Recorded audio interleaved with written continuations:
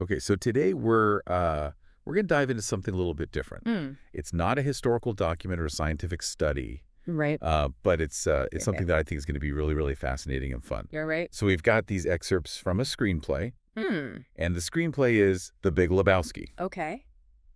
And so our mission today is to try to figure out, who is this dude character? Right. What is his world like? Yeah. And what makes his story so enduring? Hmm. And right from the get-go, the narrator of the film introduces us to this guy, Jeff Lebowski, Yeah. who prefers to be called the dude. Okay. And then there's this great line where he says, this dude Right. fit right in there in Los Angeles, Hmm. even though he was quite possibly the laziest in Los Angeles County. Oh, wow. So it sets up this immediate Yeah. paradox. Like, how does someone so seemingly apathetic Right. belong so perfectly in a city that's known for its hustle and ambition? Well, I think that contrast, that paradox, is really kind of the engine of the story. Yeah. We're talking about early 90s L.A., Right. a place that's buzzing with a kind of a frenetic energy, Yeah. kind of a post-Cold War, but there's still that underlying tension of the Gulf War. Right. So there's this kind of Yeah. undercurrent of anxiety, and I think the dude in his very deliberate refusal to buy into any kind of conventional drive offers this really compelling alternative way of existing. Yeah. Yeah. So we're going to try to get into the dude's head. Right. And I'm really interested to see where you lead us on this, because he's a fascinating character. Well, I think the most revealing place to start is with this this event that kicks everything off. Okay. This just utterly bizarre intrusion into the dude's home. Yeah, so we're right into the deep end. Yeah, we're just right in there. These two thugs barge into his place, demanding money from him that he doesn't have. Right. Money that he doesn't owe them either. They got the wrong Lebowski. Right. And things escalate Yeah. in this ridiculous way, leading to the dude getting his head shoved in the toilet. Oh, my God. Right? So it's just what? It's just this outlandish situation. It's just so crazy. But I think what really defines the dude is his reaction. Most people would be understandably freaked out by that kind of assault, but his immediate concern isn't the violence itself, it's the damage to his rug. Right. His line, "It really tied the room together." Oh, yeah. That's a classic. It's so iconic. And even as these guys are threatening him, Yeah. he's just calmly saying, "Look, nobody calls me Lebowski. You got the wrong guy. I'm the dude, man." Right. It's this instant, Yeah. unwavering declaration of who he is. This almost Zen-like calm in the face of chaos. Right. And the rug itself becomes more than just a piece of home decor, you see. Yeah. It represents the dude's personal sanctuary. Right. This kind of comfort zone, a sense of order in a world that feels very disordered. So when they urinate on it, it's not just about property damage. It's a violation of this personal space. And it's what motivates his whole quest, to right this wrong. And that quest leads him to this other Jeffrey Lebowski. Right. This millionaire. Yeah. And the screenplay just does this great job of painting the picture of his study trophies awards. It's just dripping with wealth and status. And it's such a stark contrast to the dude's simple life there in Venice. Yeah, that first meeting really kind of throws the themes of the film into sharp relief, Yeah. You've got the millionaire Lebowski surrounded by all these trappings of conventional success. Right. And he's completely dismissive of the dude's concerns about the rug. Right. He's do what your parents did, get a job, sir. Yeah, yeah. And it really highlights the clash between their value systems. This tension between the relentless pressure to achieve conventional success versus finding contentment in a less materialistic existence. Yeah. And the film kind of asks us to consider which path might lead to a more authentic life. And the dude's response is just perfect. Yeah. He's not intimidated by this guy. No. He just doubles down on his identity. Right.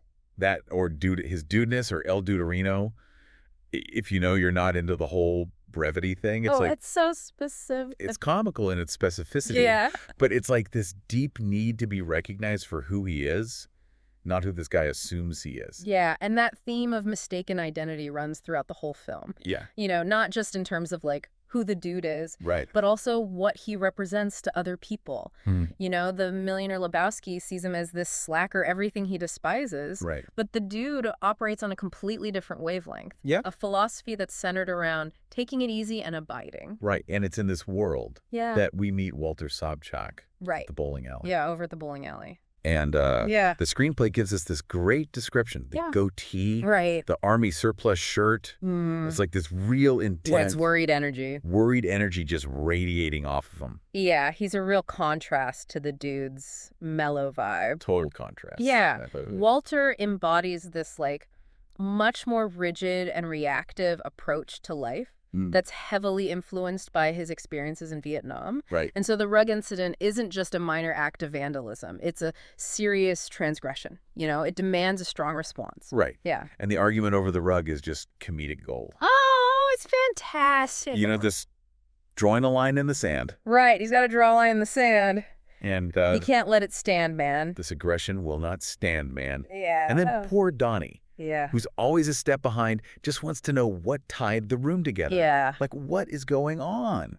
Poor Donnie. Right. You know, he's always there trying to catch up. He represents, I think, the audience in a lot of ways, you know? Yeah. We're just as bewildered as Donnie. Totally. By what's going on. Yeah. But it's Walter's, you know, inability to let go of these perceived slights. Right. And his tendency to frame every minor inconvenience in these, like, dramatic, often militaristic terms that creates that comedic tension. Right. And it really underscores the contrast with the dude's laid-back attitude. Yeah, even the Chinaman comment, where Walter's like, Chinaman is not the preferred nomenclature Asian American plays. You know, it's like... He's trying. He's trying to be PC. He's trying to be woke, but he's just... But it's just so awkward. It's so clunky and awkward. It's just like... Yeah, it's just like another example of how he's just trying to impose order on things. Right. Even language. Yeah. And then we get the introduction of Bunny's ransom note. Oh, yeah. And the millionaire Lebowski reads it with this dramatic flair. Right. Sent by cowards, men who are unable to achieve on a level playing field weaklings' bums. Right. And then he tasks the dude with being the courier. And the dude's reaction is a very simple, understated bummer. Yeah. Like it's just another day. Right. It's the perfect encapsulation of their differing worldviews. Yeah, Lebowski sees it as this like grand personal affront challenge to his status and authority. Yeah. The dude just sees it as another like unwelcome disruption to his peace and quiet. Yeah, and the fact that he picks the dude for this is just so random. Yeah, based on this like continuous connection to this rug incident. Yeah, and so yeah, it hints at this really dysfunctional web of relationships, you know, in his world. And then comes Walter's unconventional plan for the ransom drop. Yeah. He's got this whole chaotic scheme to keep the money. Involving dirty undies for weight. Oh yeah, it's classic. Walter, like what is going on? No, he's always got a plan. He's got to have a plan. Yeah, and his plans just never work. Never work. But he can't let go of this need to be in control. Right. You know, and this is where those Vietnam War references start coming back. Right. You know, he sees everything through that lens. Yeah. And the phone calls with the kidnappers are just comedy gold. It's fantastic. The dude's trying to follow the instructions. And Walter keeps jumping in with these frantic questions. Dude, are you fucking this up? Yeah. It's a masterclass in how not to handle a delicate situation. Right. It really highlights the clash between Walter's need to interfere and the dude's more like laid back approach. Yeah, and then it's like Walter's impulsiveness and his inability to just stay quiet, you know. Yeah. Completely sabotages the whole operation. And then that handoff throwing the laundry instead of the money. Yeah. The ridiculous attempt to retrieve it with the Uzi. Yeah, with the Uzi. It's like a perfect storm of incompetence. Yes, it's fueled by this misplaced sense of tactical brilliance. And then they get away on the motorcycle. Yeah. And Walter's like, fuck it, let's go bowling. Yeah. It's just back to normal. It's so good. Like none of that even happened. Yeah. Back to the mundane. What's amazing to me yeah, is how the dude reacts to all this. Yeah. This escalating craziness. What's interesting is the dude's like relative adaptability. Yeah. He's frustrated by Walter. Right. But he doesn't completely lose his cool. He's more willing to accept the absurdity of this situation. Right. And just keep rolling with the punches. And rolling with the punches, I think, is the essence of the abiding philosophy. It's that ability to just kind of like let it wash over you. Yeah, which brings us to the nihilists. Right. And that unforgettable scene with the marmot in the bathtub. Oh, yeah. Nice marmot. Nice marmot. What a great line. Right, these guys with their threats to cut off his Johnson. Yeah. They're already pretty menacing. Yeah, they're scary. And then you throw a marmot into the mix. Yeah, they're so strange. What do the nihilists even represent? Well, I think the nihilists, with their belief in nosing, Right. offer this stark contrast to Walter's misguided sense of purpose. Right. And even the dude's more passive acceptance, Right. they represent a more extreme form of detachment. Just this complete absence of meaning. And the fact that they destroyed the dude's car. Yeah, that's another key. Yeah. Another key violation, His car, it's like his one. It's like his prized possession. Yeah, it's his way to get around. It's his freedom, and they just trash it. Right, and then Maud Lebowski enters the picture. Right. And the screenplay describes her artistic endeavors. This very direct, almost confrontational personality. Right. She doesn't mince words. No. She's very straightforward. And then we find out she's the one who took the rug. Yeah. Because it belonged to her. Right. Like what? Yeah, it belonged to her mother, So she had every right to take it back. But it's just such a great reveal. Yeah. It's like... It's another layer of complexity. It's another layer. To this story that already has too many layers. Right. And then the discussion of Bunny's pornography. Oh, yeah. Log jamming. Right. And her proclivities. It's a little awkward. It's just so matter of fact. Yeah. The way that Maud talks about it. Maud is just so direct and clinical about everything. And then she's got this right. almost motherly concern for the dude. Yeah. Insisting that he go see a doctor. She's worried about him. Yeah. Yeah. Even though she's kind of like a strange character. Total weirdo. She's got this genuine concern for him. Right. It's a strange but welcome moment of genuine care. Right. Amidst all this chaos. And it reveals something about the dude, I think, too. That despite this, desire to just take it easy, he's still affected by the absurdity around him. Right. And then we have DeFino, right. brother Seamus, who's been tailing the dude. Right. And then this reveal about Bunny. Yeah. That her real name is Fawn Gunderson. Right. And that her parents had hired DeFino to find her. Yeah.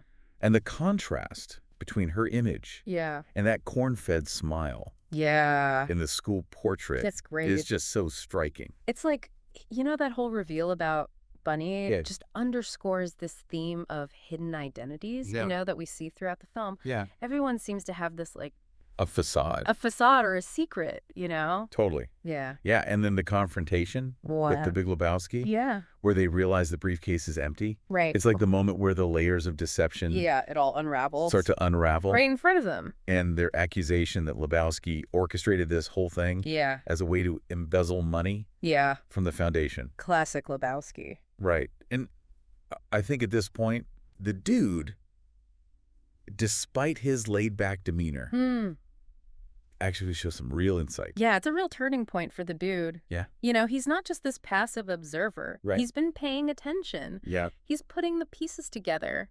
And he's calling Lebowski out on his BS. And of course, Walter has to have his outburst. Right. Trying to prove that Lebowski is faking his disability. Right. Yeah. It's hilarious. It's ridiculous. And then the discovery of the toe. Oh, yeah. With the green nail polish. That's a disturbing detail. What is with that toe? It's such a weird detail. And then Walter's like, you want a toe? I can get you a toe. Yeah. It's just so Walter. It's classic Walter. It's like he's trying to downplay the situation. Right. Trying to make light of something that's actually kind of terrifying. Yeah. And then we have Donnie's passing. Right. At the bowling alley. Yeah. That's a sad moment. That's a real moment of sadness. Yeah, it really is. In the midst of all this comedy. Yeah, it kind of reminds us that even in a comedy, there can be real consequences to these absurd situations. Yeah. And the awkwardness at the mortuary. Oh, yeah. The cost of the urn. Yeah. It's all handled with this perfect blend of poignancy and dark humor. Right. And then that scene of them scattering the ashes. Right off the cliff. Off the cliff. Yeah. Point Doom. Yeah. And Walter's got to bring up Vietnam. Of course. Of course. And so it goes, And he throws the ashes, and they all blow back onto the dude. Yeah. And the dude's just like, what the fuck does Vietnam have to do with anything? Right. Like, he finally loses it. Yeah, it's the moment where the dude's commitment to abiding is really tested. Totally. And it just kind of like underscores the absurdity of Walter's, whole worldview. Yeah, and finally we get to the final scene. Yeah. At the bowling alley bar with the stranger. Yeah. This enigmatic figure who bookends the story. With his narration. Right. Yeah. And he's offering these little bits of wisdom. Yeah. These philosophical pronouncements. Right. Sometimes you eat the bar, and sometimes the bar while he eats you. Yeah. What is his role in all of this? Well, I think the stranger acts as this kind of detached observer, offering this broader perspective, on the events of the film and his pronouncements.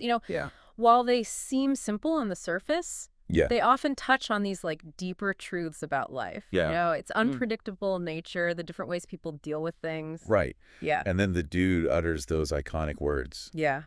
Yeah, man. Well, the dude abides. It's so simple, but it's so profound. What makes the idea of abiding so resonant?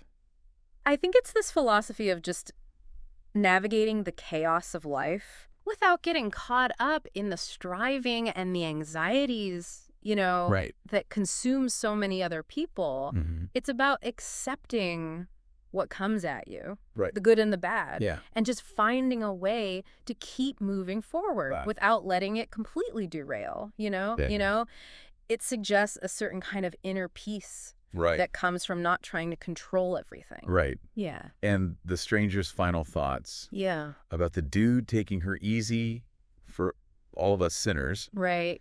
And then the news that there's a little Lebowski on the way. Yeah. Like, the cycle just continues. It's that cyclical nature of life, Right. Even amidst the chaos and the loss. Yeah. There's this promise of new beginnings. Right. Yeah. And the dude's way of being offers this sense of comfort, resilience. Yeah, in the face of all the absurdity. So having taken this deep dive into the Big Lebowski, what are some of the aha moments for you? Yeah, for me, it's the film's exploration of these like different responses to the absurdity of life. You've got Walter, who's rigid and reactive. Yeah. You've got the Big Lebowski, who's manipulative.